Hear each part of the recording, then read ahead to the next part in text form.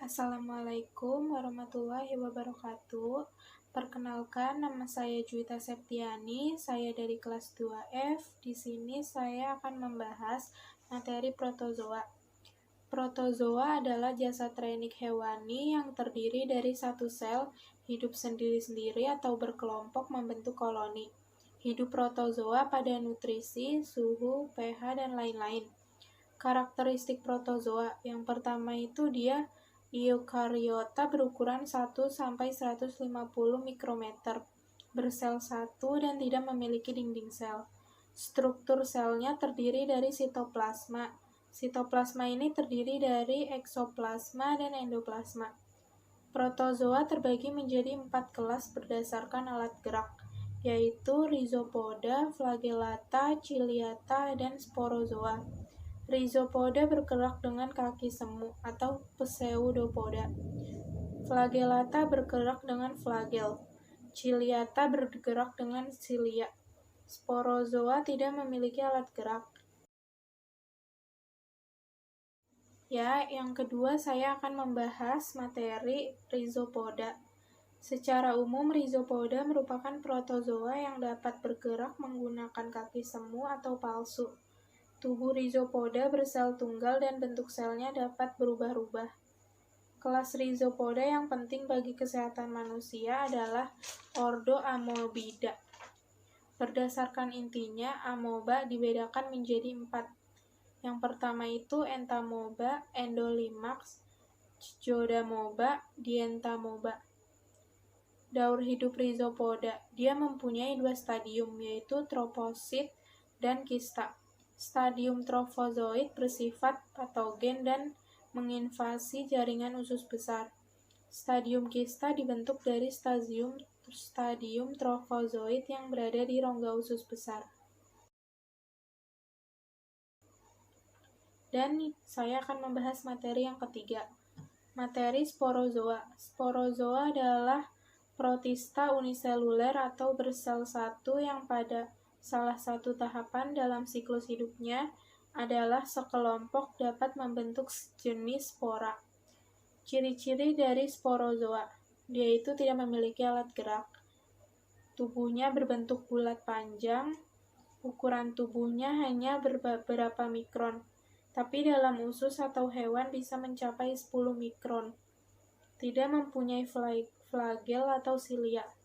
Siklus hidupnya, apabila nyamuk Anopheles betina yang mengandung bibit malaria, yaitu Plasmodium, membentuk sporozoid menghisap darah manusia, maka bersama air ludah nyamuk, sporozoa ke dalam peredaran darah manusia yang bersangkutan.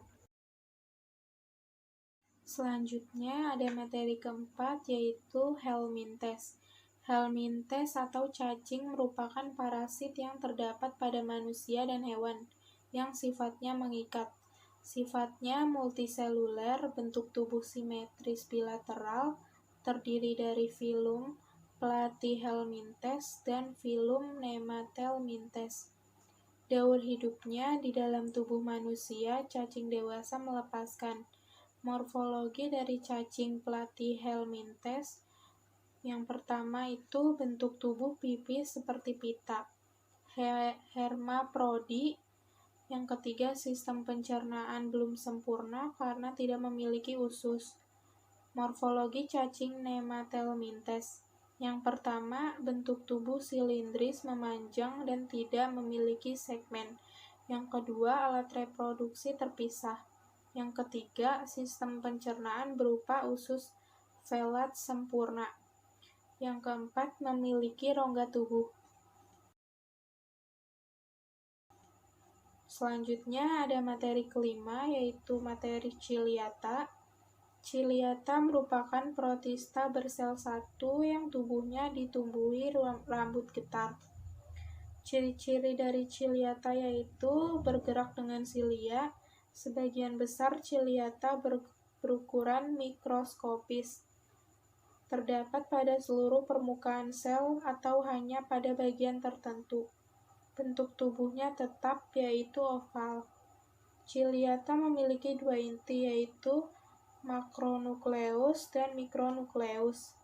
hidupnya secara parasit, simbiosis maupun hidup bebas di alam. Klasifikasi ciliata.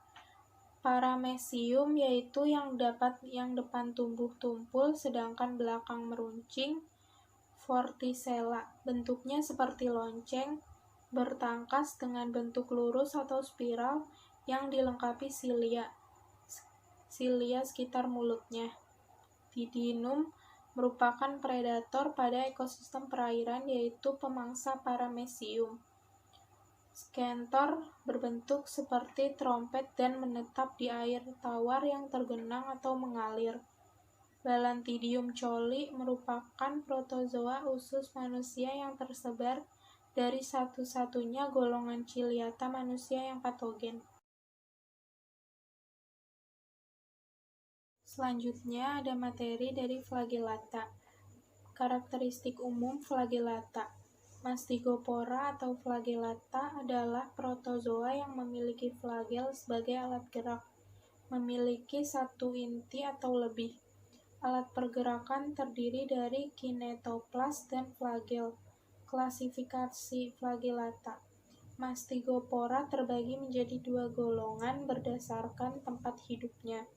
Flagellata darah dan jaringan atau hemoflagellata yang hidup dalam darah dan jaringan tubuh, contohnya Trypanosoma dan Leishmania. Flagellata yang hidup di traktus itu terbagi menjadi dua. Ada digestivus, hidup di rongga usus dan mulut. Yang kedua, urogential, hidup di vagina, uretra, dan prostat. Morfologi flagellata usus atau Giardia lambia. Ada dua stadium, yaitu kista dan trofozoid. Kista itu bentuknya lonjong dan memiliki inti 2-4 buah. Trofozoid bentuk seperti buah pir dan simetris. Sekian, itu saja semua materi yang sudah saya rangkum dari semua kelompok. Mohon dimaafkan bila ada kekurangan. Wassalamualaikum warahmatullahi wabarakatuh.